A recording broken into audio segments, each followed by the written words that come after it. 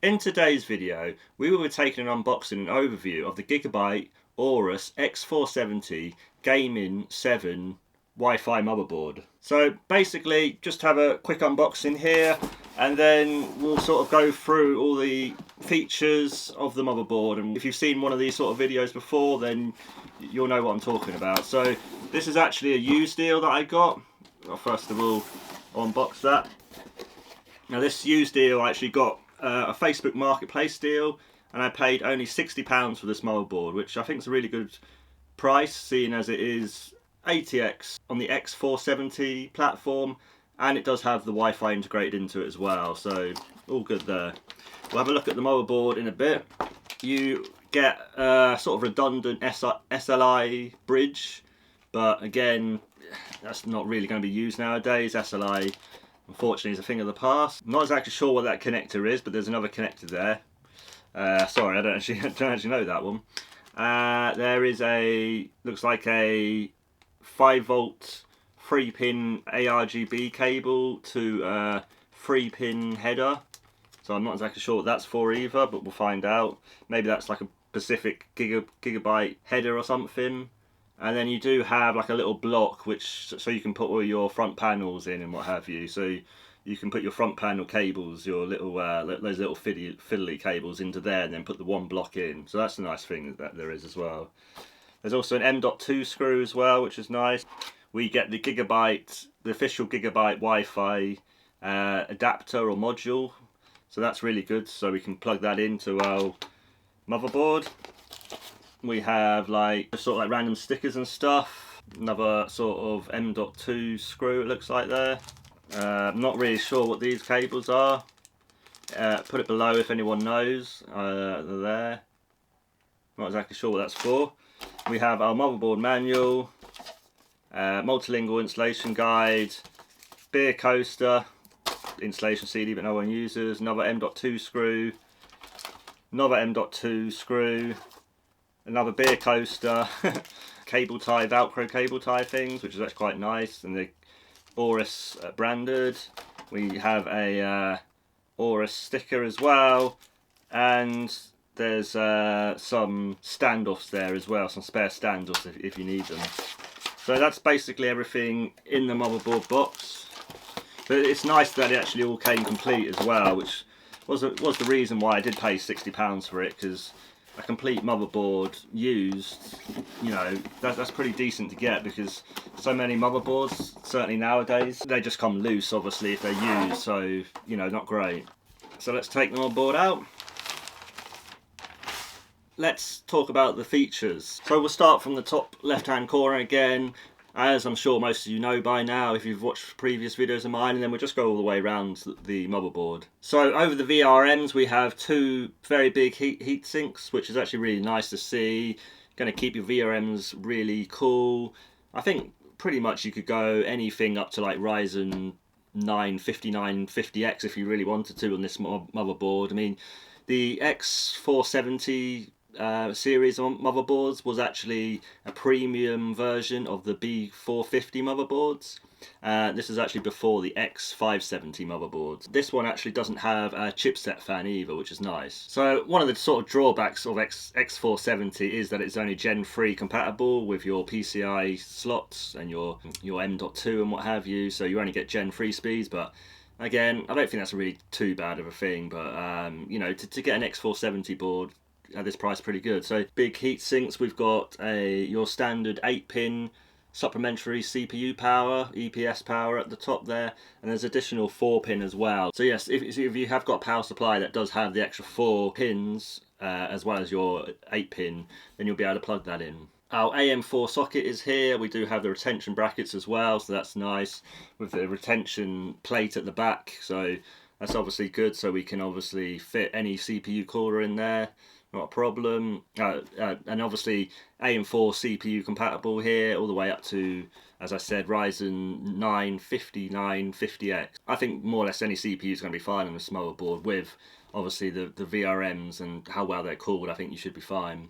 Shouldn't really have a problem running high-end chips on this. So then in the sort of top corner, a little bit towards the right-hand side of the first heatsink, the top heatsink, sorry, we have our fan, CPU fan, and our CPU fan optional. So there's two CPU fan connectors, 4-pin fan connectors there for you at the top there. Then we have what seems to be like Gigabyte proprietary RGB. So you have to have the Gigabyte, I think, fans or some kind of proprietary RGB. So obviously this has kind of been phased out now by Gigabyte, but it is there. It's called WBRG 5V, but you're not going to really use that now. And there's also ground there as well underneath, but again, you're not going to use those connectors. Then we have 4 DIMM slots, and the 4 DIMM slots, they actually both open at both ends, so you'll be able to get your RAM in nice and easy there. The 4 DIMM slots, I believe, is 128 gigabytes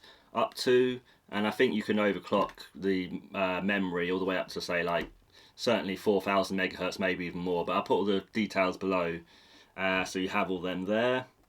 So nice to have 4 slots. Obviously it's an ATX motherboard, so you'd expect that. We then have this OC button, so if you've got like a overclock, which is kind of like a profile which you set in, you can just click your OC button and then it will go into that overclock mode automatically.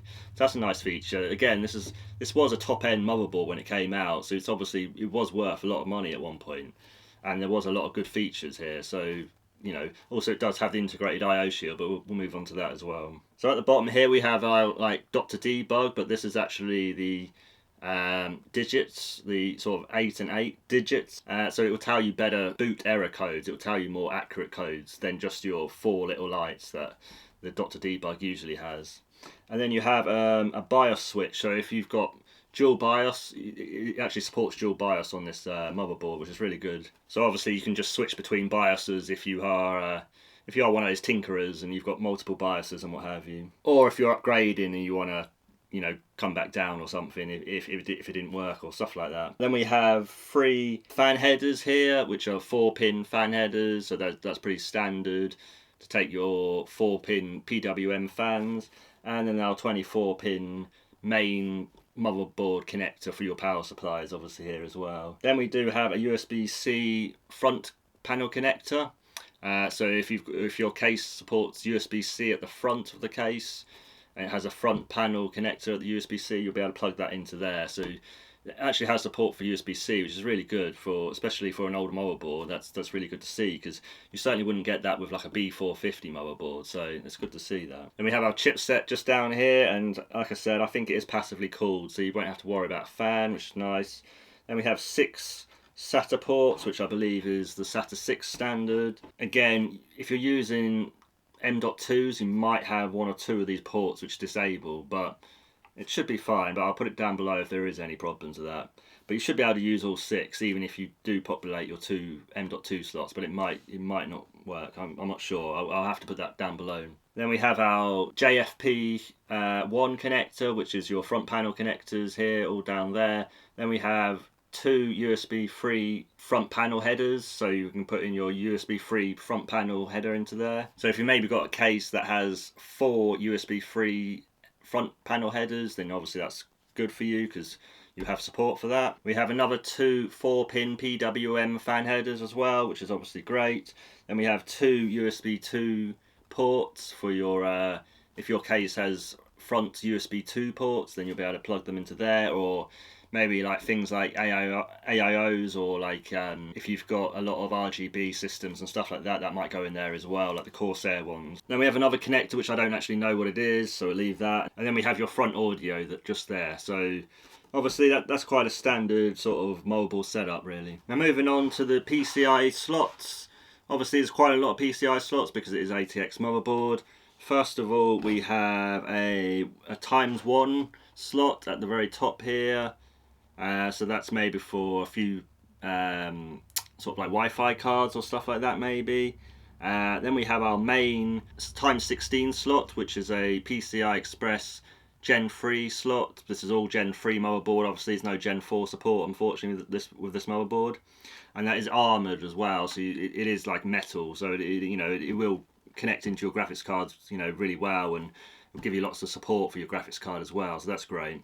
Then we have our first M.2 slot, which is actually like it's actually more than the standard size. You can go up to, I think it's 110 rather than the 80. I think it's 2280 it goes up to normally. And then we have our, and that's obviously Gen 3 again, as I said, Gen 3 maximum support. Then we have our ×1 slot just there. Then we have another ×16 slot. Then we have our second M.2 slot just at the bottom there.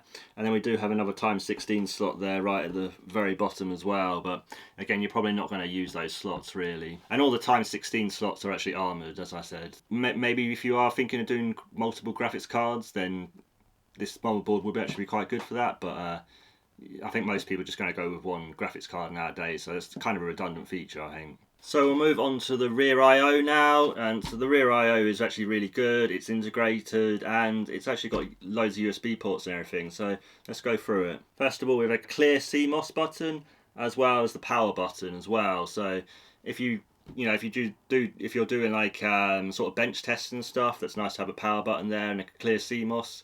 Just if you're like tinkering and doing overclocking and what have you. Then we have our Wi-Fi connectors here. I believe this is Wi-Fi N, but I'll put it below if it's Wi-Fi 6. I don't think it might be AC compatible, but I'll put it below if not. Yeah, I think it's Wi-Fi AC, but not Wi-Fi 6. Then we have 4 USB 3 ports, which I think are USB 3.1 gen, but again I'll put it below. Then we have a USB 3.1 gen. And a USB 3.1 gen Type C. So actually I think they're only USB 3.0 gens actually, the first 4. Then we have 2 USB 2 ports, and we have 2 USB 3 ports as well, just there. So we have a total of, so that's 10 USB ports, but one of them is USB Type C. So that's really good to see. Then we have our Gigabyte LAN at the top there, and then we have our audio connectors, which can support up to like a 7.1 system if you really want to, and it does have the SP diff out, I think that's how you say it. So I hope you like this little overview of this motherboard, the Gigabyte Aorus X470 Gaming 7 Wi-Fi. I actually remembered it, so that's good because I didn't remember it before and I had to do multiple takes on that one to actually get it right. But yeah, I think it's a good motherboard. I think I'm happy with £60 paying here, you know, on Facebook Marketplace. I'm sure it will work fine. The seller looked fine, and you know everything looked fine with the motherboard, so it should all be good. I think this will be a nice little part of an ATX build that I'm going to be doing. I think with the previous case, the 112 MSI case, so that'd be nice to do that build. And maybe I might get a 5600X, but we'll see. Budget permitting, obviously. But yeah, I hope you like this video, guys, and I'll see you in the next one. Bye, guys.